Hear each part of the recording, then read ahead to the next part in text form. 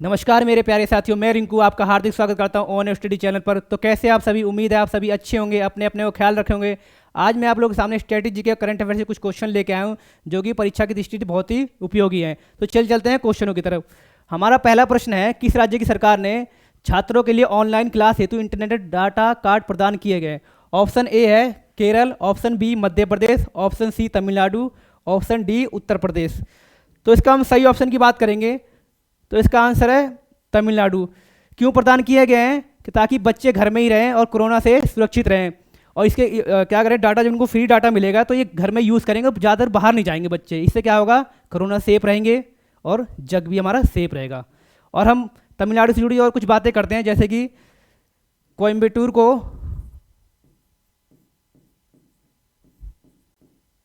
कोयम्बटूर को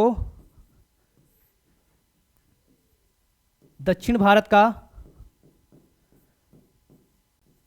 मैनचेस्टर कहते हैं।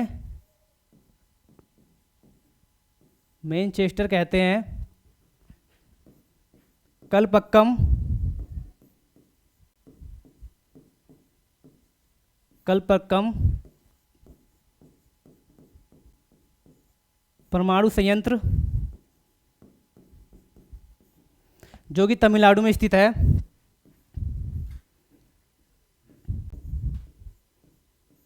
कथ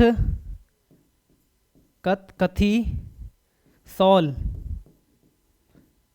जो कि जीआई टैग है कहाँ की? तमिलनाडु की। जीआई टैग है तमिलनाडु की। नरोरा परमाणु संयंत्र ये कहाँ है? अपना उत्तर प्रदेश यानी यूपी। तारापुर कहाँ है? तारापुर एमएच कहाँ? महाराष्ट्र। रावत भाटा कहाँ है? रावत भाटा राजस्थान में।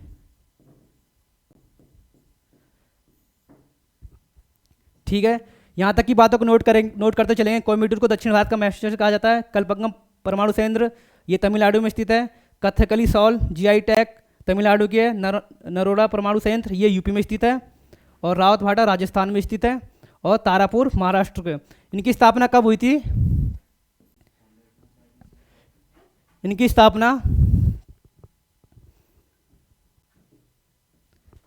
स्थापना रूस की सहायता से हुई थी। रूस की सहायता से हुई थी। यहां तक की बातों को नोट करते चलेंगे। हमारा क्वेश्चन था पहला कि किस राज्य की सरकार ने छात्रों के ऑनलाइन डाटा कार्ड प्रदान किए गए? तो आंसर था इसका तमिलनाडु। तमिलनाडु से हमने कलपक्कम परमाणु संयंत्र, कथकली सॉल जीआई टैग है। और इसके राष्ट्रीय उद्यान की बात करेंगे हम,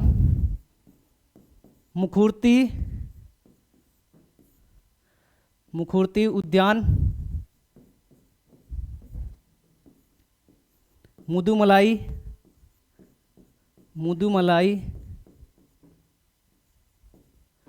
मदाई उद्यान,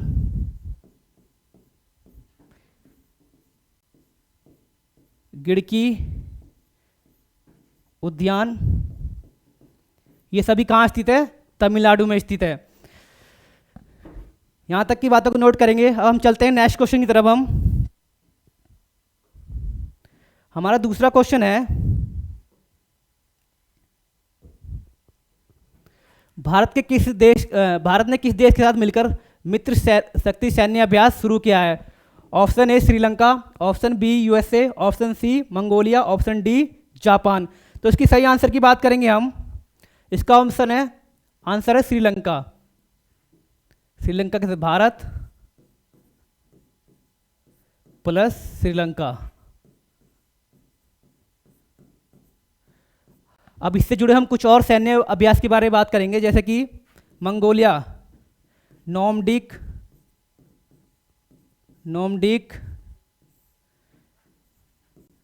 एलिफेंट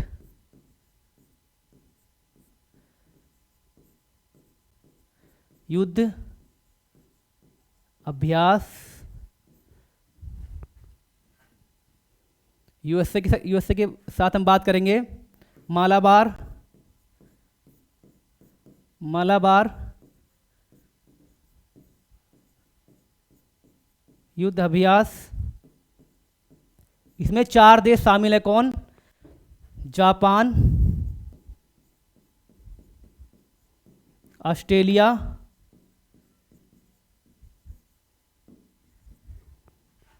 इंडिया और अमेरिका।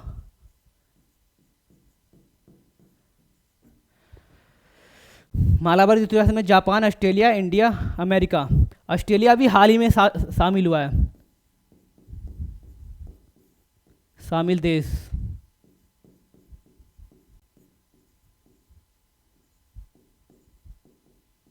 देश जो शामिल हुआ। सीधा क्वेश्चन पूछेगा कि मालाबार युद्ध अभ्यास में अभी हाल ही में कौन सा देश शामिल हुआ है, तो हम बात करेंगे ऑस्ट्रेलिया।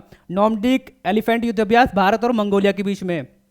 और वज्र प्रहार युद्ध अभ्यास भारत और यूएसए के बीच में है।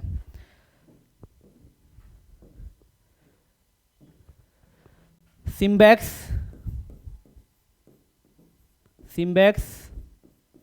किसके किसी बीच में है?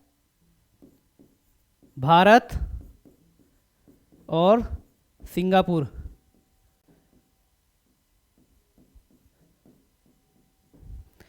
एक्स डेजर्ट नाइट भारत और फ्रांस के बीच में। ठीक है, सिम्बैक्स भारत और सिंगापुर के बीच में, एक्स डेजर्ट नाइट भारत और फ्रांस के बीच में। गरुड़ शक्ति किसके? भारत और इंडोनेशिया, जो कि भी हाल ही में हुआ। यहां तक की बातों को नोट कर दें। हमारा क्वेश्चन था कि किस देश के साथ मिलकर मित्र सैन्य शक्ति अभ्यास भारत ने शुरू किया। हमारा आंसर था श्रीलंका। और फिर हम बात करेंगे नॉर्डिक एलिफेंट युद्ध अभ्यास भारत और मंगोलिया के बीच में। मालाबार युद्ध अभ्यास जापान, ऑस्ट्रेलिया, इंडिया और अमेरिका। गरुड़ शक्ति युद्ध अभ्यास भारत और इंडोनेशिया। बर्फहार भारत और यूएसए के बीच में। एक्स डेजर्ट नाइट भारत और फ्रांस के बीच में। सिम्बैक्स भारत और सिंगापुर के बीच में। यहाँ तक की बातों को नोट करते हुए चलेंगे। हम चलते हैं नेक्स्ट क्वेश्चन की तरफ, यानी क्वेश्चन नंबर थर्ड क्वेश्चन की बात करेंगे हम। भ्रमण साथी योजना किस राज्य ने शुरू की है? Option A Rajasthan, option B Assam, option C Bihar, option D Karnataka. तो इसके सही आंसर की हम लोग बात करेंगे। इसका शुरुआत की है आसाम ने। क्यों शुरुआत की है? जो लोग जिनकी एज 60 से ऊपर हो जाती है उन्हें घर में पनाह देने के लिए, ताकि उन्हें कोई बाहर न निकाले। जैसे कि आज के सब लोग समझते हैं कि बुजुर्ग आदमी हमारे पर बोझ हो चुके हैं, वो लोग उन्हें घर से बाहर निकाल देते हैं। तो उनके लिए एक रेन बसेरा टाइप में बनाया जाएगा, जिसमें बुजुर्गों को रखा जाएगा, उन्हें खाने पीने की सुविधा भी दी जाएगी। किस राज्य ने शुरू करी? आसाम ने। आसाम की हम और बात करेंगे, आसाम से जुड़े हुए कुछ और तथ्यों के बारे में बात करेंगे हम। मांजुली द्वीप, जो कि सबसे बड़ा द्वीप है, सबसे बड़ा द्वीप है। कहाँ स्थित है?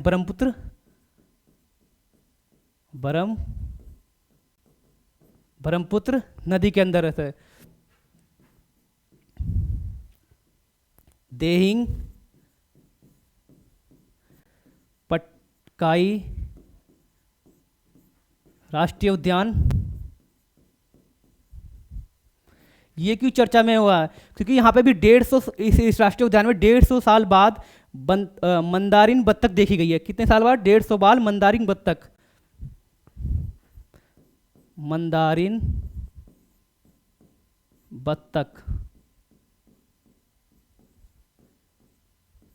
मंदारिन बत्तख। कामाख्या मंदिर, कामाख्या मंदिर कहाँ स्थित है? आसाम के गुवाहाटी में। गुवाहाटी, गुवाहाटी आसाम में।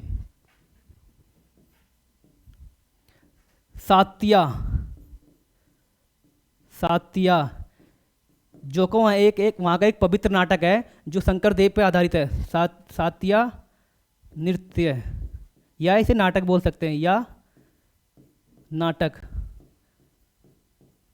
जो शंकर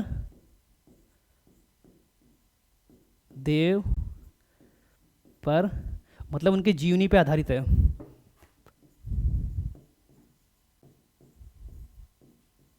आधारित है।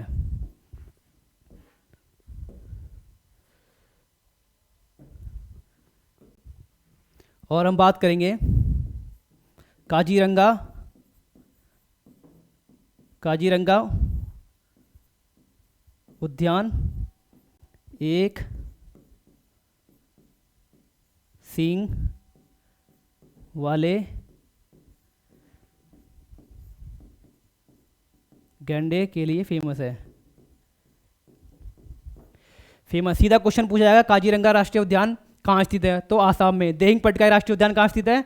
आसाम में। कामाख्या मंदिर कहाँ स्थित है? गुवाहाटी में। सात्या नृत्य कहाँ का है? आसाम का। और इससे जुड़े हमको और तथ्यों के बारे में बात करेंगे हम। भोर, भोर देव, भोर देव ये कहाँ का नृत्य है? ये भी आसाम का नृत्य है। और हम बात करेंगे लीला बरी एयरपोर्ट, ये कहाँ स्थित है? ये भी आसाम में स्थित है। कहाँ? लखीमपुर खेरी में। यहाँ तक की बातों को नोट करते चलेंगे। हमारा ऑप्शन था भ्रमण साथी योजना किस राज्य ने शुरू की है? ये आसाम ने शुरू की है। और आसाम से जुड़ी और कुछ बातें, जैसे मंजुली द्वीप कहाँ है? आसाम में सबसे बड़ा द्वीप है। कहाँ, कौन सी नदी पे? ब्रह्मपुत्र नदी पे। और इसके और देहिंग पटका राष्ट्रीय उद्यान की चर्चा में मंदारिन बत्तख देखी गई है। कामाख्या मंदिर हर साल मेला लगता है, इसी में एक मेला लगता है कामाख्या मंदिर में। अब्बू माची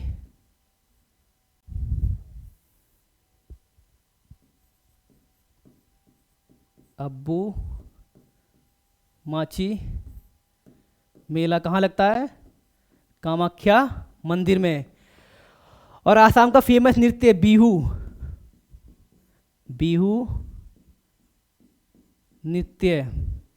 अभी हाल ही में क्वेश्चन पूछा गया दिल्ली पुलिस में कि बिहू नृत्य आसाम में साल में कितनी बार मनाया जाता है। मतलब क्वेश्चन इसने ये पूछा, ये नहीं पूछा कि मतलब बिहू नृत्य कहाँ का है, इसने ये पूछा बिहू नृत्य साल में कितनी बार मनाया जाता है। तो इसका आंसर की हम बात करेंगे, साल में 3 बार, साल में 3 बार मनाया जाता है। 3 बार, 3 टाइम्स। यहाँ तक की बातों को नोट करते चलेंगे हम। कविंदा झील, कविंदा झील बिहार में स्थित है, जो अभी जानते हैं आपकी यूनेस्को के द्वारा संरक्षित की गई। चलिए अब हम नेक्स्ट क्वेश्चन की तरफ बढ़ते हैं। हम यहाँ तक की बातों को नोट करते हुए चलेंगे। चलिए अब नेक्स्ट क्वेश्चन की तरफ बढ़ते हैं। Question number 4। Question number 4, Bharat में वन्य जीव संरक्षण अधिनियम कब लागू हो गया? बहुत ही most important question. Option A 1972, option B 1986, option C 1956 और ऑप्शन डी 1949। तो इसकी सही आंसर की हम लोग बात करेंगे। भारत में वन्य जीव संरक्षण अधिनियम 1972 में लागू हुआ। क्यों लागू हुआ? ताकि जो हमारे वन्य जीव है उनको एक संरक्षण प्रदान किया जाए, उनका एक क्षेत्र पर निर्धारित किया जाए ताकि उसमें इंसानों की नो एंट्री हो। जिस तरह देख रहे हैं फूल पत्ते पेड़ पौधे जंगल खत्म हो रहे हैं, तो ये लोग कहाँ जाएंगे? इनके लिए तो कोई निवास स्थान प्रॉपर होना चाहिए। जैसे आपका एक घर है, ये हमारा निवास स्थान है, इससे हम नहीं जा सकते, तो ये लोग भी कहीं नहीं जा सकते। 1900, इसमें कितनी अनुसूची है? 6 अनुसूची है। बात करेंगे 1986 की, पर्यावरण, पर्यावरण अधिनियम कब आया? ये आया 1986 में। 1949 में बैंकिंग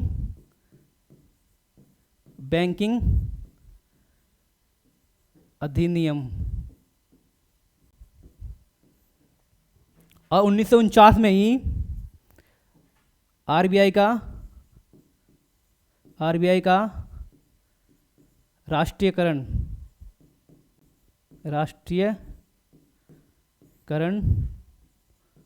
हुआ।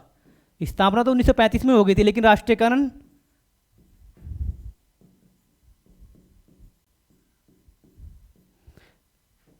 लेकिन राष्ट्रीयकरण 1949 में हुआ।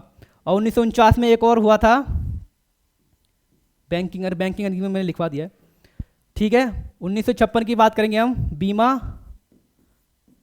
बीमा अधिनियम, जो एलआईसी बोलते हैं, जिंदगी के साथ भी और जिंदगी के बाद भी, ठीक है। पर्यावरण संरक्षण अधिनियम 1972 में आया, 6 अनुसूची थी। 1986 में पर्यावरण संरक्षण अधिनियम, 1949 में बैंकिंग अधिनियम, और 1949 में ही आरबीआई का राष्ट्रीयकरण भी हुआ, और 1949 में ही सीआरपीएफ का एक्ट भी, स्थापना एक्ट भी 1949 है, ठीक है ना। CRPF, central reserve police force. RBI का हेडक्वार्टर आपको पता है मुंबई, लेकिन इससे पहले कोलकाता था पुराना हेडक्वार्टर। जब स्थापना हुई थी 1937 में, तो कहाँ था? कोलकाता हावड़ा ब्रिज। वर्तमान में नाव कहाँ है? मुंबई में, ठीक है। यहाँ तक की बातों को नोट करते चलेंगे। 6 अनुसूची हैं, और 1986 में पर्यावरण संरक्षण अधिनियम, बैंकिंग अधिनियम 1949 में आया, आरबीआई का राष्ट्रीयकरण 1949 में हुआ, लेकिन अधिनियम 1935 में आया। और 1935 में इसकी स्थापना हुई, लेकिन यंग हिल्टन आयोग के द्वारा इसकी स्थापना की गई थी। यंग हिल्टन आयोग की सिफारिश पे इसकी स्थापना की गई थी, ठीक है। अब नेक्स्ट क्वेश्चन की तरफ हम बढ़ते हैं। मिशन इंद्रधनुष का संबंध है किससे है? बहुत ही मोस्ट इंपोर्टेंट क्वेश्चन है। ऑप्शन ए पर्यटन, ऑप्शन बी चिकित्सक, ऑप्शन सी टीकाकरण, ऑप्शन डी शिक्षा। तो इसके हम सही आंसर की बात करेंगे हम, इसका ऑप्शन सी टीकाकरण मतलब जब भी हाल ही में कोरोना की जो इतनी हाई रेट पे डेथ हुई है, तो किस लिए हुई? इसी कारण कि अधिक से अधिक लोगों को टीका नहीं लगा। और टीकाकरण का मतलब हो गया कि प्रत्येक व्यक्ति जो मतलब कोरोना पॉजिटिव पाएगा, उनको टीका लगाया जाए पहले से पहले, ताकि उनको कोरोना ना हो। टीकाकरण की शुरुआत कब हुई थी? 16 मार्च 1995 में इसकी शुरुआत हो गई थी। पहला टीका किसका लगा कोरोना का? मनीष कुमार को लगा। मनीष कुमार जो all India institute of medical science है ना, एम्स, उसमें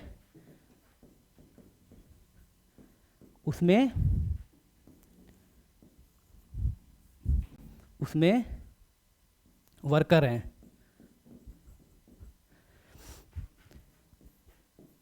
कोरोना की पहली वैक्सीन किसके द्वारा बनाई गई? Serum Institute of India. Serum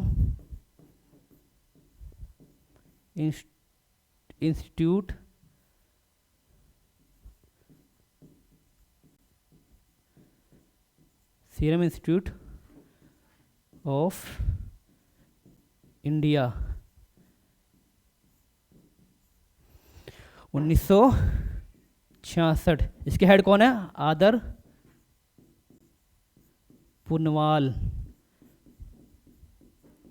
कहाँ पे? सीरम इंस्टीट्यूट ऑफ इंडिया ये है पुणे। पुणे कहाँ? महाराष्ट्र। पुणे महाराष्ट्र में स्थित है। बात करेंगे हम और जो जैसे कि रूस ने भी वैक्सीन बनाई स्पुतनिक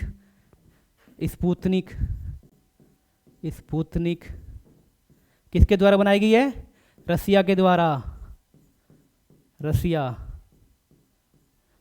कोवैक्सीन किसके द्वारा बनाई गई है? Covaxin Serum Institute of India, serum institute द्वारा बनाई गई है, UTI, सीरम इंस्टीट्यूट द्वारा बनाई गई है। BV154, ये कौन सी, ये किसने बनाई है? भारत बायोटेक ने, भारत बायोटेक, भारत बायोटेक द्वारा बनाई गई है। ठीक है, मिशन इंद्रधनुष का समूह किससे है? टीकाकरण। टीकाकरण की शुरुआत कभी? 16 मार्च 1995 में टीकाकरण की शुरुआत हुई। पहला टीका किसे लगा? मनीष कुमार को। और BB150 वैक्सीन भारत बायोटेक की। Covaxin Serum Institute of India, Sputnik Russia की। और सीरम इंस्टीट्यूट ऑफ इंडिया कहाँ स्थित है? पुणे महाराष्ट्र में। कब स्थापना हुई? 1966 में। और उसके वर्तमान में हेड कौन है? आदर पुनवाल। और इससे जुड़ी हम कुछ और बात करेंगे। पुणे में अभी हाल ही एक स्टेडियम का नाम बदलकर क्या कर दिया है?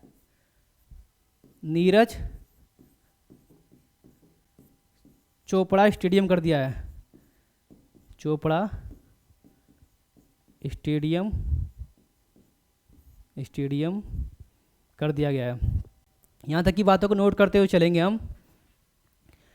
16 मार्च 1995 को इसकी स्थापना हुई। BB150 भारत बायोटेक की है। मनीष कुमार को पहला all India institute of medical science में वर्कर है, इनको पहले टीका लगा। सीरम इंस्टीट्यूट ऑफ इंडिया 1966 में स्थापना हुई। बात करेंगे हम कोरोना। कोरोना से पहला केस कहाँ पे आया? केरल में। पहला केस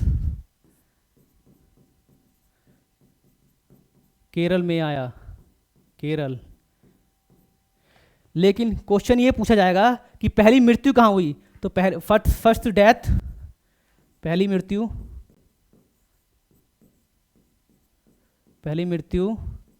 कहाँ हुई? कर्नाटका में हुई। बहुत मोस्ट इंपॉर्टेंट क्वेश्चन है। पहली मृत्यु कर्नाटका में हुई। यहाँ तक की बातों को नोट करते हुए चलेंगे। अब हम बढ़ते हैं नेक्स्ट क्वेश्चन की तरफ। Question number 7। तेलंगाना उच्चतम न्यायालय की प्रथम महिला न्यायाधीश कौन बनी है? ऑप्शन ए फतिमा बीवी, ऑप्शन बी हिमा कोहली, ऑप्शन सी हिमा सेठ और ऑप्शन डी रेशमा मरियम। हिमा कोहली, तेलंगाना। चलिए जल्दी बताइए इसका सही आंसर की हम लोग बात करेंगे। हिमा कोहली।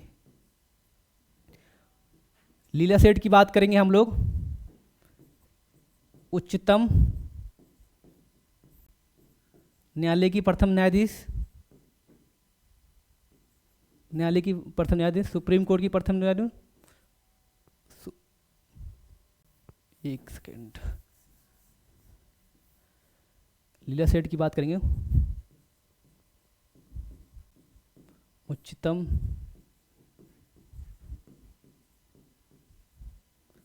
न्यायालय की पहली न्यायाधीश फतिमा बीबी की बात करेंगे। सर्वोच्च न्यायालय की पहली न्यायाधीश,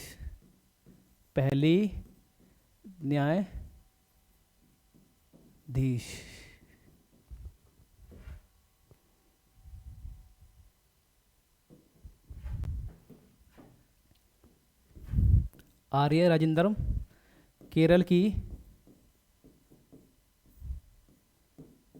की पहली पंचायत अध्यक्ष बनी है।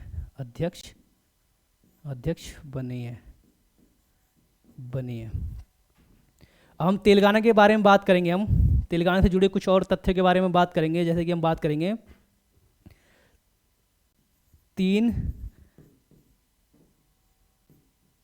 तीन राजधानियां पारित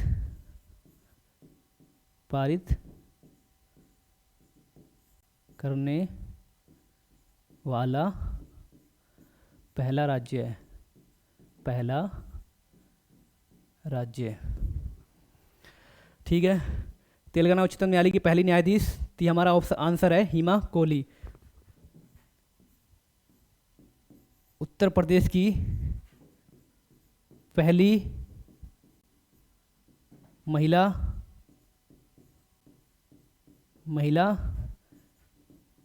राज्यपाल सरोजनी नायडू।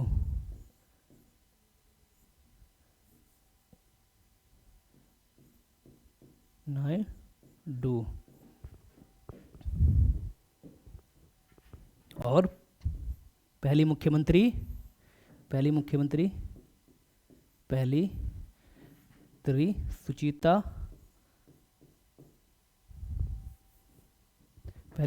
सुचिता, यहाँ लिख देता हूँ, सुचेता कृपलानी, यूपी की सीएम फर्स्ट। ठीक है। सर्वोच्च न्यायालय की पहली मुख्य न्यायाधीश फतेमा बीवी। तेलंगाना उच्चतम न्यायालय की प्रथम महिला न्यायाधीश हिमा कोहली। लीला सेठ उच्चतम न्यायालय की पहली महिला न्यायाधीश। रेशमा मरियम केरल की पहली महिला पंचायत अध्यक्ष। उत्तर प्रदेश की पहली महिला राज्यपाल सरोजिनी नायडू। यूपी की पहली मुख्यमंत्री सुचिता कृपलानी। इनमें से कोई भी क्वेश्चन आपके पेपर में पूछा जा सकता है। ठीक है, चलिए अब नेक्स्ट क्वेश्चन की तरफ हम बढ़ते हैं। Question number 7।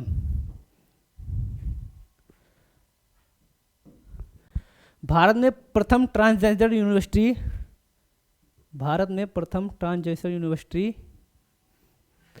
बनाई जा रही है। Option A Uttar Pradesh, option B Haryana, option C Rajasthan, option D Bihar. इसकी सही आंसर की हम लोग बात करेंगे तो इसका गठन किया जा रहा है उत्तर प्रदेश में। इसका गठन किया जा रहा है। कहाँ किया जा रहा है? कुशीनगर में। कहाँ?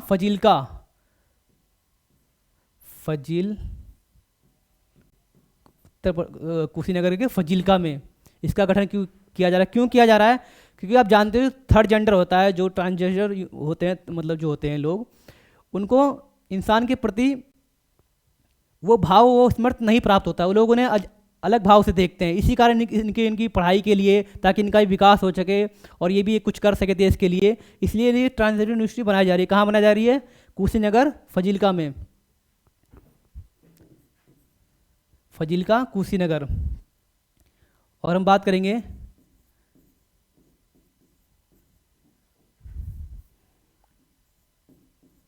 टेराकोटा। कहाँ का जीआई टैग है? गोरखपुर का जीआई टैग है। काला चावल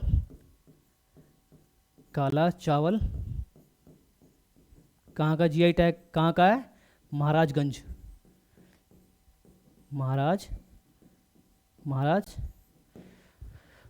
सीधा क्वेश्चन पूछेगा टेराकोटा जीआई टैग कहाँ का है। ऑप्शन दे देगा आपको, गोरखपुर दे देगा, महाराजगंज दे देगा, तो आप सही ऑप्शन को टिक करेंगे गोरखपुर। काला चावल मणिपुर का भी है, लेकिन ये काला चावल महाराजगंज का है। और अब राजस्थान के बारे में बात करेंगे हम। पवन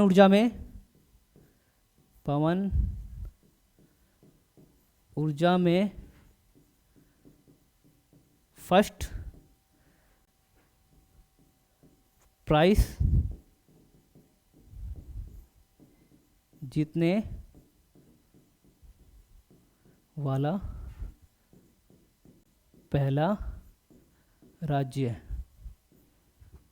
ठीक है। अब उत्तर प्रदेश से जुड़े कुछ और बातें करेंगे हम, जैसे कि युद्ध स्मारक ये कहाँ बनाया जा रहा है? मेरठ में। सरदार भाई वल्लभ भाई पटेल एकेडमी कहाँ है? ये भी मेरठ में स्थित है। हरियाणा के बारे में बात करेंगे हम।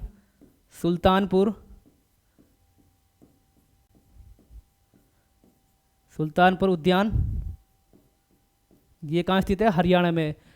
और उत्तर प्रदेश के बारे में बात करेंगे हम। चंद्र प्रभा ये अपना यूपी में लाल लाल इमली बेल, ये कहाँ है? कानपुर यूपी, कानपुर यूपी में। क्यों? क्योंकि सूती वस्त्र का अधिक से अधिक उत्पादन होता है लाल इमली बेल कानपुर में। सीधा क्वेश्चन पूछा गया लाल इमली बेल कहाँ है, तो इसका सही आंसर करेंगे हम लोग कानपुर। अब हम नेक्स्ट क्वेश्चन की तरफ बढ़ते हैं हम लोग।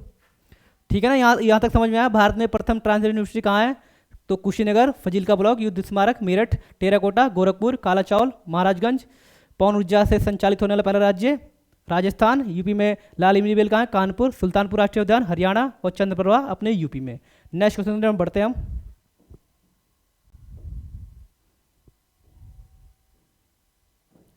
क्वेश्चन तो खत्म हो गए, अब मैं कुछ और जुड़ी आपको बातें बताता हूँ। उत्तर प्रदेश ट्रांसजेंडर यूनिवर्सिटी बन रही है, ट्रांसजेंडर यूनिवर्सिटी। युद्ध स्मारक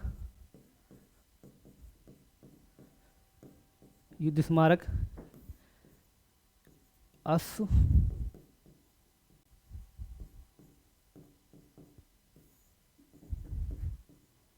राष्ट्रीय उद्यान,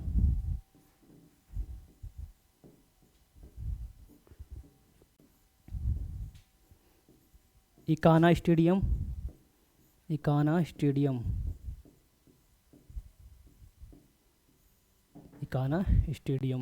और हम बात करेंगे